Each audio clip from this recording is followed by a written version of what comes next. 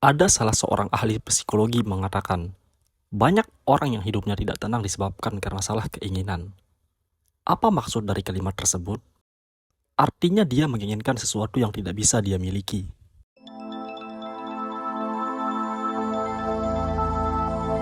Halo semuanya, siapa sih yang tidak ingin menjalani kehidupan ini dengan tenang? Iya, tentu kita semua ingin mendapatkan ketenangan. Tetapi masih banyak orang yang tidak sadar melakukan sesuatu yang membuat dirinya sendiri tidak tenang. Coba bayangkan, kamu sedang berada di tengah alam dengan pemandangan yang indah, udara yang sejuk, suara alam yang merdu, dan perasaan yang damai.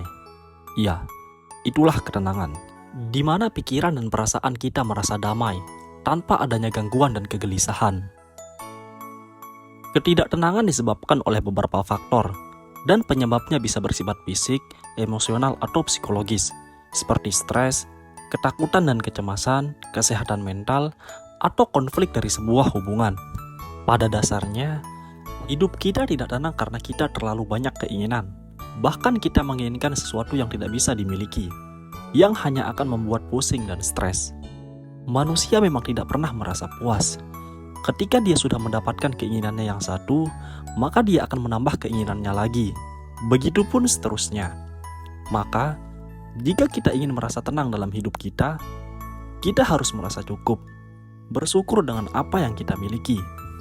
Faktor lain yang membuat kita tidak tenang adalah kita terlalu fokus pada sesuatu yang tidak bisa kita kontrol. Dalam ilmu stoikisme, ada yang dinamakan dikotomi kendali, yang mengacu pada pemisahan antara hal-hal yang dapat kita kendalikan dan tidak dapat kita kendalikan, atau faktor internal dan faktor eksternal. Kita tidak tenang karena terlalu fokus pada faktor eksternal, yaitu sesuatu yang tidak bisa kita kendalikan. Omongan orang lain pada kita, cacian orang lain pada kita, dan sikap orang lain pada kita merupakan sesuatu yang tidak bisa kita kendalikan. Jika pikiran kita sibuk memikirkannya, kita tidak akan tenang. Maka, fokuslah pada sesuatu yang bisa kita kendalikan. Teruslah membenahi diri kita. Tingkatkan keterampilan dan asah otak kita dengan pengetahuan yang tanpa batas. Faktor selanjutnya yang membuat kita tidak tenang adalah kurangnya aktivitas. Aktivitas yang kurang menyebabkan beberapa hal yang negatif seperti kesehatan fisik dan gangguan emosional, sehingga bisa menyebabkan stres dan ketidaktenangan. Pernahkah seharian kamu berdiam diri di rumah tanpa melakukan kegiatan produktif apapun? Cuma main HP dengan scroll sosial media atau bermain game. Oke, mungkin itu tidak masalah jika kita melakukannya karena capeknya dunia pekerjaan.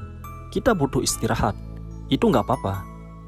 Tapi seandainya, jika orang tersebut tidak memiliki kesibukan apapun dan terus melakukan hal itu setiap harinya, maka itu bisa mempengaruhi hal-hal negatif yang saya sebutkan tadi. Masalahnya, mungkin mereka akan mengatakan, mereka butuh ketenangan. Mereka lagi menghadapi banyak masalah dan mencoba melupakan masalah itu dengan bermain game atau kesenangan-kesenangan instan yang ada di sosial media. Hal ini pernah saya bahas di video sebelumnya tentang dopamine detox, di mana untuk bisa terlepas dari hal itu, kita butuh sebuah perubahan agar kita mendapatkan ketenangan yang sesungguhnya.